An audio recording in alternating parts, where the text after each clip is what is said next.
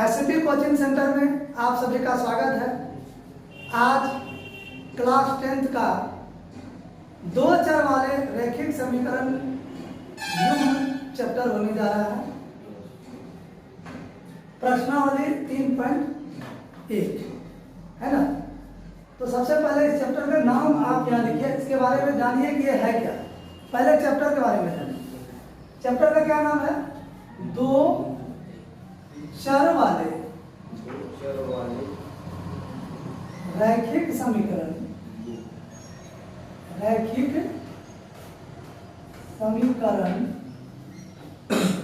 युग्म है ना। इस चैप्टर का नाम से पता कीजिए इसमें करना क्या है। क्या कहता है? दो चर, जो भी समीकरण होगा उसमें दो चर होगा। दो चर का मतलब अल्फाबेट दो को लगी होगी, जैसे x या y या z, दो अल्फाबेट होगा। चर पद में दो अल्फाबेट होना चाहिए, इसीलिए वो दो चर वाले रैखिक समीकरण होना चाहिए। कैसा समीकरण होना चाहिए? रैखिक। रैखिक समीकरण किसको कहेंगे? जो रैखिक बहुपद से बना है। तो रैखिक समीकरण वो होगा जिस समीकरण का घात एक होगा, क्योंकि एक घात वाले बहुपद हम लोग क्या कहते हैं? रैखिक बहुपद कहते हैं। अब बराबर के बाद जीरो लगा देंगे तो वो क्या हो जाएगा? रैखिक समीकरण हो जाएगा। यानी दो चर वाले समीकरण होगा और रैखिक होगा, यानी घात एक होगा। समीकरण युग्म का मतलब क्या हुआ? तो युग्म का मतलब दो को समीकरण होगा, दो चर होगा, घात एक होगा, युग्म माने दो को समीकरण होगा। हम इसी पे आज चर्चा करेंगे, है ना। बहुपद हम लोग किसको कहते हैं? जैसे x + 1, यह आपका रैखिक बहुपद है, क्योंकि इस बहुपद का घात कितना है? एक। यह रैखिक बहुपद है। जैसे 2x² + 1, यह आपका रैखिक बहुपद नहीं है, क्योंकि इस बहुपद का घात कितना है? दो। ये द्विघात बहुपद है। ये आपका हो गया बहुपद, ठीक है। ये हो गया आपको बहुपद। समीकरण किसको कहेंगे? इसी के आगे x + 1 = 0 लगा देंगे तो ये आपका समीकरण हो गया, ठीक है। ये 2x² = 1 कर देंगे, ये भी आपका रैखिक, ये द्विघात समीकरण हो गया। ये आपका रैखिक समीकरण हुआ, ये द्विघात समीकरण हुआ, ठीक है ना। फिर इस चैप्टर में आपको क्या पढ़ना है? दो चर वाले रैखिक समीकरण पढ़ना है। इनमें से किसी में भी दो चर नहीं है, सिर्फ x है, सिर्फ x है, x² है, मतलब एक चर वाले हैं। लेकिन इस चैप्टर में आप पढ़िएगा दो चर वाले रैखिक समीकरण। तो दो चर वाले पहले बहुपद समझिए। जैसे 2x + y + 1, ये आपका बहुपद है। और कैसा बहुपद है? इसका मैक्सिमम घात एक है, y पे भी मैक्सिमम घात एक है, यानी रैखिक बहुपद है, लेकिन दो चर वाले रैखिक बहुपद है, ठीक है। यह आपका दो चर वाले रैखिक बहुपद है। जैसे आपको है 5x + 3y + 5, ये भी आपको दो चर वाले रैखिक बहुपद है, क्योंकि x एक चर, दूसरा चर y आ गया। इसी में तीसरा चर z आ जाएगा तो वो 3 चर वाले रैखिक बहुपद हो जाएगा। तो हमको दो चर वाले रैखिक समीकरण पढ़ना है। तो इस चैप्टर में एनी टाइम आपको दो चर वाला रैखिक समीकरण होगा, और युग्म की बात की है, इसका मतलब दो को समीकरण होगा, ठीक है। इसी के आगे आप 0 लगा देते हैं, ये आपका बहुपद है। किसी के आगे आप 0 लगा दीजिए या कोई संख्या लगा दीजिए, जैसे ये 1 है, उधर भेज देंगे, बराबर 1 भेज देंगे, तो ये आपका समीकरण हो गया। और दो चर वाले रैखिक समीकरण होगा। यहीं पे आपको 5x + 3y + 5 = 0 है, ये दो चर वाले रैखिक समीकरण है। क्लियर हो गया? ये आपका समीकरण है, ये भी आपका समीकरण है, लेकिन ये दो चर वाले रैखिक समीकरण है। दो चर वाले रैखिक समीकरण। क्लियर? अब आपको समझ में आ गया ना? दो चर वाले रैखिक समीकरण किसको कहते हैं? उनका घात एक होगा और दो चर होगा, उसको दो चर वाले रैखिक समीकरण कहेंगे। युग्म से तात्पर्य है दो गो समीकरण होगा। इतना बात तो समझ में आ गया? अब कोई परेशानी नहीं है ना? तो अब चलेंगे चैप्टर की ओर, ठीक है ना? तो पहले इस सवाल को पढ़ेंगे और समीकरण बनाएंगे, उसके बाद हल करेंगे। तो पहले समीकरण कैसे बनाया जाता है उस पर चर्चा कीजिए। आप देखिए क्या कहता है क्वेश्चन।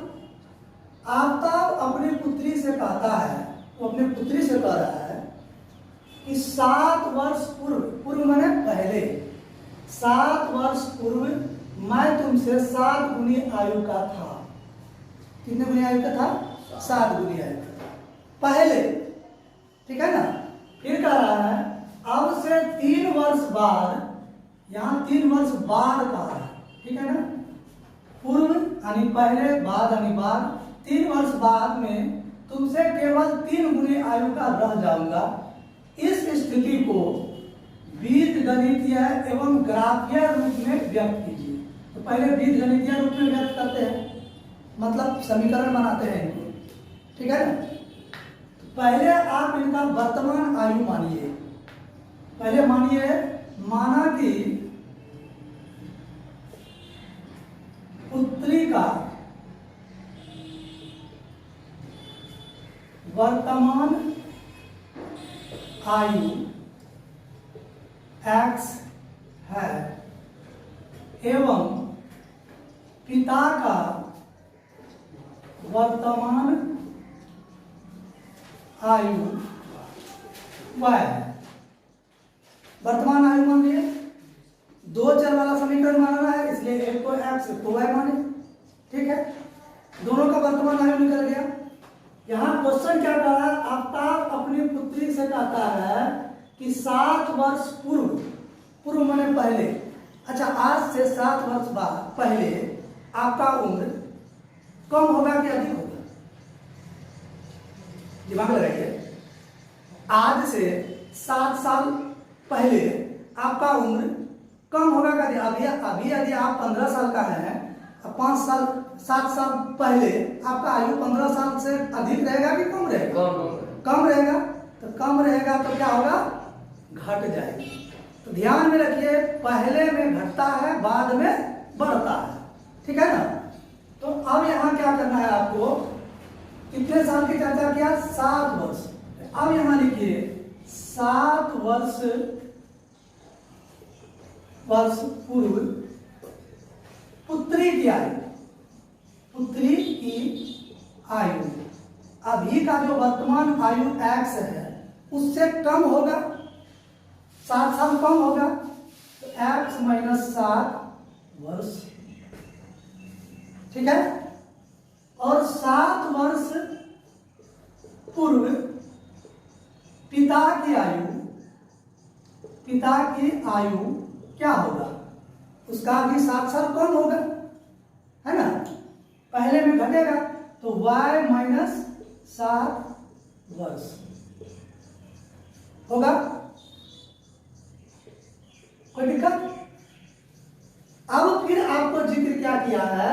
अब से 3 वर्ष बाद, अब 3 वर्ष बाद का कंडीशन लगाएंगे। तो यहां लिखिए 3 वर्ष बाद पुत्री की आयु, किसकी आयु? पुत्री की आयु। अब आप बताइए, बाद आज से 3 वर्ष बाद आपका उम्र बढ़ जाएगा घट जाएगा? बढ़ेगा। तो स्वाभाविक बात है 3 वर्ष बाद पुत्री की आयु बढ़ जाएगा। तो पुत्री की आयु कितना है वर्तमान में? x में 3 वर्ष बाद 3 वर्ष बढ़ जाएगा वर्ष, ठीक है? 3 वर्ष बाद पिता की आयु, पिता की आयु इसका भी बढ़ जाएगा, तो y प्लस 3 वर्ष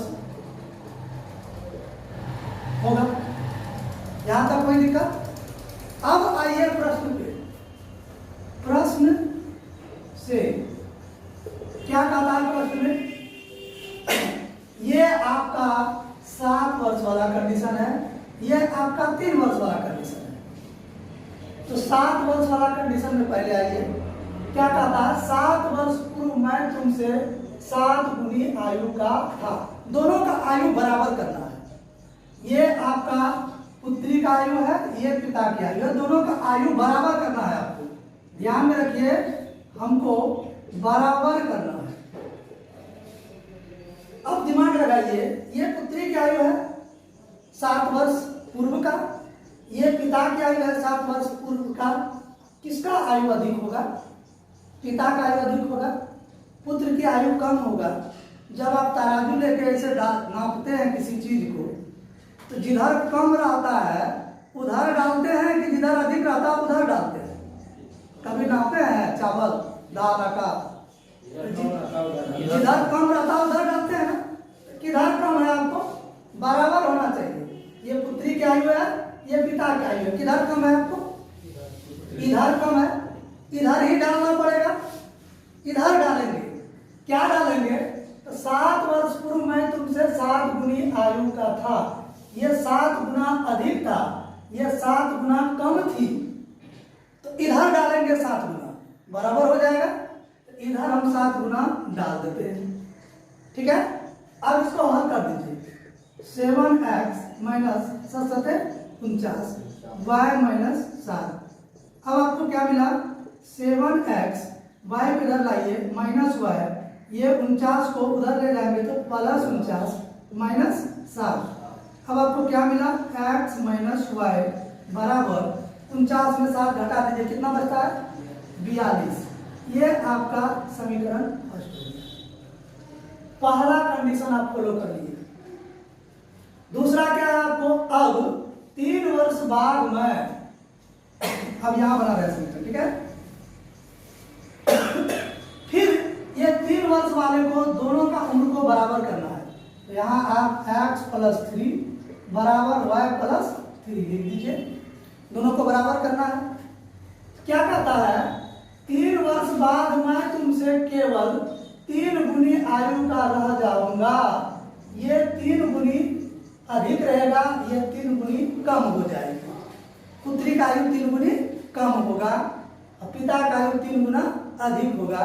फिर इधरे डालना पड़ेगा, तब ना बराबर होगा। ये 3 इसमें डाल दीजिए। आपको कितना हुआ? 3x प्लस 3/9 बराबर y प्लस 3। आपको हो गया 3x माइनस y बराबर माइनस 9, ठीक है ना, प्लस 3। आपको क्या मिला? 3x माइनस y बराबर 9 में से 3 गया तो माइनस 6। कोई दिक्कत नहीं है ना? इसको मान लीजिए समीकरण सेकेंड। अब समीकरण फर्स्ट सेकेंड, तो क्या करना है आपको? पहले समीकरण फर्स्ट को हल कीजिए। समीकरण फर्स्ट से, समीकरण फर्स्ट से क्या करना है आपको? यहां लिखिए x, यहां y, ठीक है। 2 या 3 मान निकालना है आपको, 2 या 3 मान निकालना है। अब क्या है? आपको अभी सेकेंड समीकरण पे ध्यान नहीं देना है, ठीक। फर्स्ट समीकरण पे ध्यान देना है। यहाँ आपका x है, यहाँ y है। अब क्या करना है? x का मान कुछ भी आप लीजिए, कुछ भी जो मन में आता है लीजिए अपने सुविधा अनुसार। इस समीकरण में बैठा दीजिए। हल करने के बाद y का जो मान निकलेगा वो यहाँ रख दीजिए, ठीक है। मान लीजिए हम x का मान ले लेते हैं, यहाँ x का मान ले लेते हैं 5, ठीक। आपको x का मान जब 5 रखिएगा तो y का मान क्या निकलेगा? दिमाग लगाइए। नहीं दिमाग लगता है यहाँ बगल में समीकरण लिखिए, ऐसे 5 रखिए माइनस y बराबर 42, तो 7 बचे 35 माइनस y बराबर 42, माइनस y बराबर 42 माइनस 35, कितना बचा आपको? 42 में 35 घटाइए, कितना बचता है? 7 बचता है। तो माइनस प्लस 7 बचा, प्लस 7 बचा, ये माइनस आपको इधर चले आया तो माइनस 7 बचा। y का मान कितना आ गया? -7 आ गया। ठीक है, उसी तरह एक मान और लीजिए। मान लीजिए आप यहाँ x का मान ले लेते हैं 7 +7 जब लेते हैं तो आपको क्या आता है आंसर? बैठा के देखिए, 7 गुना 7 माइनस y यानी x की जगह पे 7 रखे हैं बराबर 42। 7 49 माइनस y बराबर 42 माइनस y बराबर 42 माइनस 49। 49 में माइनस प्लस 42 घट जाएगा, कितना बचेगा? कितना बचता है? -7 -7 बचता है, माइनस प्लस खत्म हो गया तो y बराबर आपको कितना निकला? 7। जब यहाँ 7 लेते हैं तो ये भी आपको कितना निकलता है? 7 निकलता है। ठीक, इसी तरह समीकरण सेकंड से इसी तरह x y का मान निकाल लीजिए। 2 निकालिए, 3 निकालिए, 4 मान निकालिए, जितना मान होता है निकालिए। 2 से भी आपका काम चल जाएगा। ठीक है, कम से कम 2 निकालिए, उससे अधिक जितना मन होता है निकालिए, कोई दिक्कत नहीं है। अब यहाँ आपको इस समीकरण को भूल जाइए। समीकरण फर्स्ट जो है इसको बिल्कुल ही भूल जाइए, सेकंड समीकरण पे ध्यान देना है। ठीक है, x का मान अपने मन से कुछ भी लीजिए, कुछ भी। मान लीजिए आप 2 लेते हैं। जब 2 लेते हैं इस समीकरण में, सेकंड समीकरण में 2 का मान रखिए x के जगह पे 3 गुना 2, क्योंकि x है यहाँ पे तो 2 रखे, माइनस y बराबर -6। कितना आता है आपको? 6 माइनस y बराबर -6। माइनस y -6, एक काम कीजिए -2 लीजिए, मान छोटा निकलेगा। -2 लेते हैं, यहाँ -6 आता है, -6 यहाँ -6 सही है, -6 उधर जाएगा तो +6 हो जाएगा। आपका मान कितना निकल रहा है? ये 6 खत्म हो गया, 0, यानी y का मान आपको 0 निकला। जब यहाँ -2 लेते हैं तो y आपको क्या निकलता है? 0 निकलता है। ठीक है, फिर x का कोई भी मान अपने मन से ले लीजिए, या y का कोई मान ले लीजिए, x निकल जाएगा। जरूरी नहीं है कि x का मान अपने मन से लीजिएगा, लेकिन एक मन से लेना है, दूसरा हल करके निकालना है। x जैसे लिए y निकल गया, उसी तरह y भी ले सकते हैं, x निकल जाएगा इस समीकरण में बैठा के।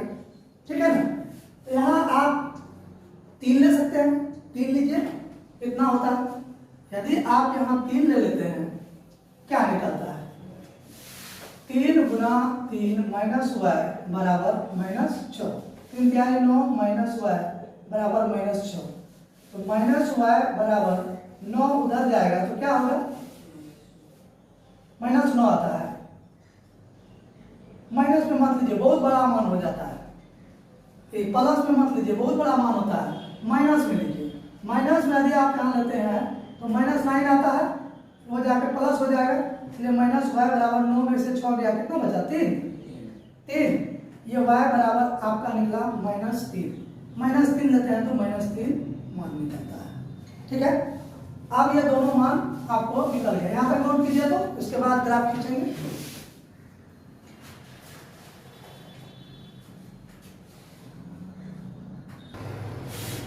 अब इनको ग्राफ में बैठाइए। आप ग्राफ में कैसे बैठाइएगा?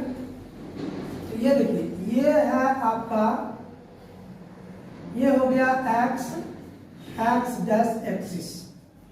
ठीक, ये है आपको y डैश एक्सिस। यहाँ आपको मूल बिंदु 0 है। ठीक है, इधर जाएंगे धनात्मक होगा, +1 +2 +3 +4 +5, मैक्सिमम हम इसमें 7 है ना, 7 तक लीजिए, +6 +7। इधर आएंगे तो -1 -2 -3 -4 -5 -6 -7। ठीक है, यहां तक आ गया, क्योंकि -7 तक है, इसको बढ़िया से कीजिए, यहां से ठीक नहीं है। -5 -6 -7। ठीक है, ऊपर जाएंगे तो +1 +2 +2 +3 +4 +5 +6 +7 +8। ठीक है, इधर आएंगे -1 -2 -3 -4 -5 -6 -7 -8। ठीक है, इस तरह से बढ़ते जाएगा। अब इसको बैठाना कैसे है, यहां देखिए x का मान कितना है 5 है ना, प्लस में है, इसका मतलब 0 से इधर जाएगा तो x का मान प्लस में 5 है, आप यहां हैं। ठीक, अब आपको जाना कहाँ है, -7 की ओर, तो -7 कहाँ है आपको, यहां है। ठीक है, अब यहां +5 -7, तो इसको मिलाइए, कहाँ आता है, यहां पे हुआ, यहां हो गया +5 -7, इस बिंदु पे, इस बिंदु पे आपको क्या आया +5 -7, आगे में x पीछे में y। ठीक, यहां देखिए 5 है, 5 पे आए हम, -7 है, -7 पे आए, दोनों को ऐसे मिलाइए, जिस बिंदु पे मिलता है वही इसका हो गया 5 -7। ठीक, अब दूसरा कॉलम में आप आइए, क्या है 7 7, x 7 y 7, दोनों धनात्मक, तो x 7 यहां है, आप y 7 यहां है, इन दोनों को जब ऐसे आप मिलाइएगा, कहां पे मिलेगा, इस जगह मिलेगा, इस जगह में आपका आ गया 7 7। ठीक है, x 7 y 7 आ गया, इस बिंदु पे पहले बैठा लेना है, तो कहां आता है, अब ये बिंदु और इस बिंदु को ऐसे खींच के मिला देना। ठीक है, एक समीकरण क्लियर हो गया। यहां से इसको आप पटरी बैठा के ग्राफ कॉपी में ऐसे खींच के मिला देना है। ठीक है, बात समझ रहे हैं ना, खींच के मिला देना है। अब इसमें देखिए क्या करना है, x का मान -2, x का मान -2 यहाँ, y 0, यानी यहाँ आप यही रह जाइएगा, कितना होगा यहाँ पे मान, x -2 y 0, y एक्सिस पे आप 0 ही रह रहे, x पर y पे 0, x पे -2 रह रहे। ठीक है ना, अब देखिए यहां -3x है, तो x -3 यहां, और y,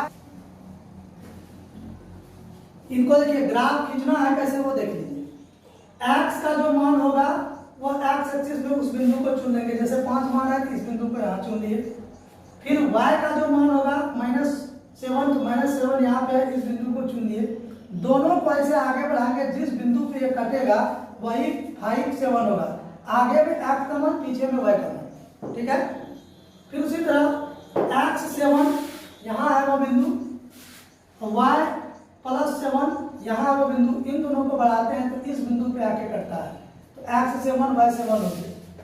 पहला समीकरण आपको ग्राफ क्लियर हो गया, इन दोनों बिंदु को मिला के ऐसे खींच देंगे। ठीक है, कीजिए।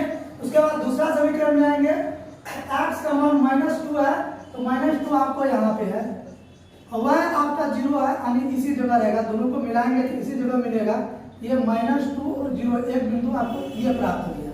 ठीक है, दूसरा में आपको x -3 लेना है, x -3 आपको यहाँ है, ये बिंदु लिए, y -3 यहाँ पे है, ये बिंदु लिए, इन दोनों को आगे बढ़ाते हैं तो इस जगह कटता है, ये -3, ये x ये y।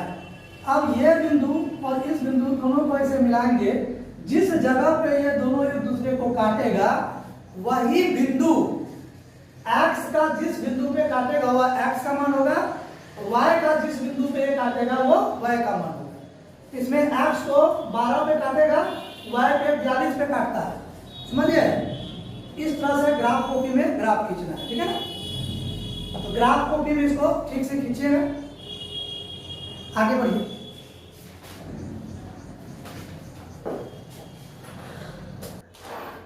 तीन नंबर का क्वेश्चन पढ़िए, पढ़िए गौर से पढ़िए। क्या कहता है, क्रिकेट टीम के एक कोच ने, कोच समझते हैं जो खिलाड़ी नहीं करता है। कोच ने 3900 रुपया में 3 बल्ले, कितना बल्ला?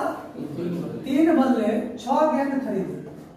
बाद में उसने एक और बल्ला तथा उसी प्रकार का 3 गेंदे 1300 रुपया में खरीदी। इस स्थिति को बीजगणितीय, पहले बीजगणितीय स्थिति में लाइए, आप इनको समीकरण बनाइए तथा ज्यामितीय रूप में व्यक्त कीजिए, मतलब ग्राफ खींचिए, ठीक है ना। तो पहले बीजगणितीय रूप में लाइए, आपको कितना हुआ x, गेंद का मूल्य कितना हो गया y। तो आपको 3 बल्ला खरीदा गया था, तो 3x प्लस 6 गेंदे तो 6y। क्यों हुआ ऐसा? क्योंकि 3 बल्ला खरीदा गया है, तो एक बल्ले का कीमत x रुपया, तो 3 बल्ले का कीमत 3x। 6 गेंदे खरीदे गया है, तो एक गेंद का कीमत है y रुपया, तो 6 गेंदों का कीमत हो गया 6y।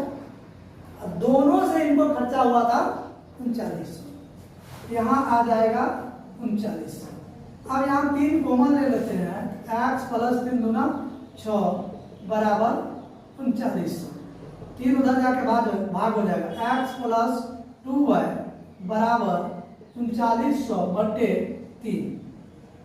3 का 3 3 क्या है 1300, इसलिए x प्लस 2y बराबर 1300। ये हो गया समीकरण फर्स्ट। पुनः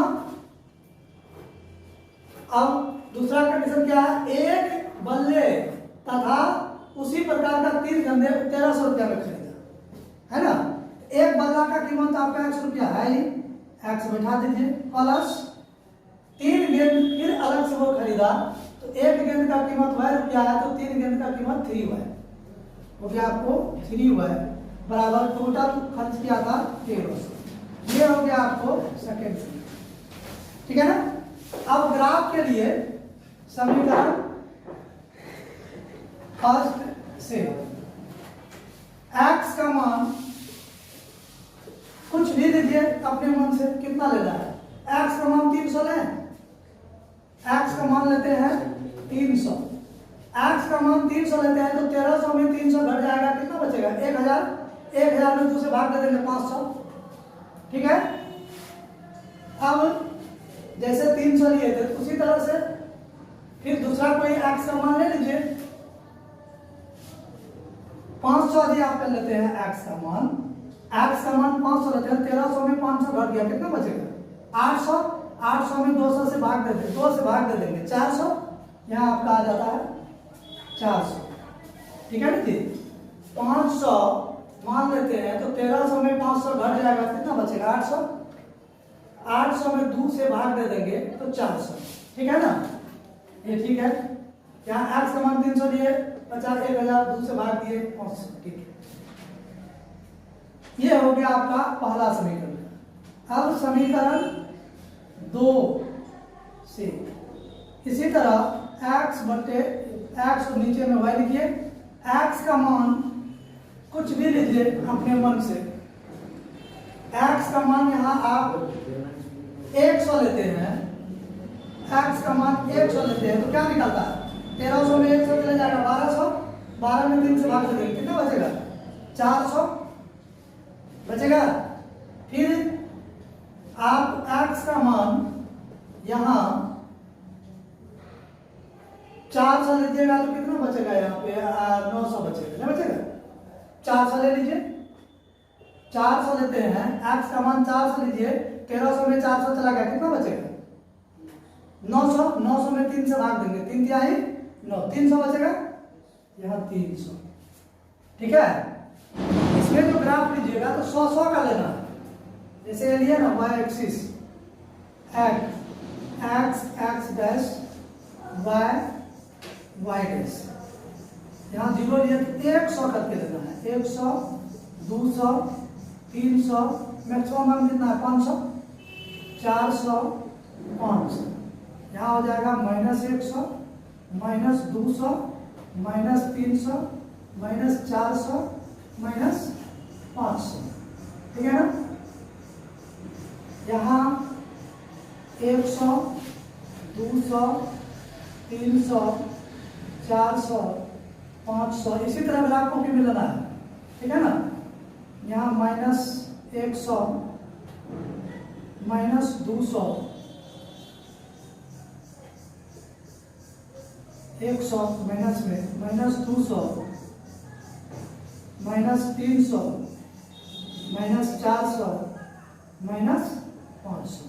ठीक है, अब यहाँ x का मान कितना लेना है 3, कहाँ है आपको ये y 5, यहाँ पे इन दोनों को यदि आप ले जाइएगा इसे कहाँ मिलता है, इस जगह मिलता है, ये हो गया 305, ये एक बिंदु है।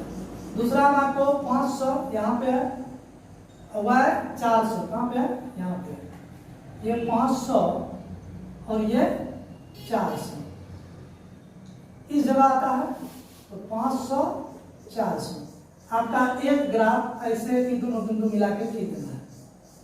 ठीक है, ऐसे ये बिंदु मिला के खींच देना है। ठीक है, अब देखिए इसमें x का मान 100 यहाँ है, y का मान 400 इस जगह है, ये 100 ये 400 कहाँ मिलता है, इस जगह पे मिलता है, ये हो गया 100 ये 400। ठीक है, 400 300 ये है आपको 400, ये है 300, 400 300 कहाँ मिलता है, इस जगह आके मिलता है, ये हो गया आपको 400 300। ठीक है, आपको इसमें ऐसे दोनों बिंदु मिला के ग्राफ बनेगा। ठीक है, आ रहा है आप लोग खुद से बनाइए HW में। नंबर 3 का सवाल HW में खुद से बनाइए, खुद बनाइए, बनाएं। ठीक है, एक सवाल आपके लिए छोटे सेम टू सेम 2 नंबर की तरह है, बना लीजिएगा।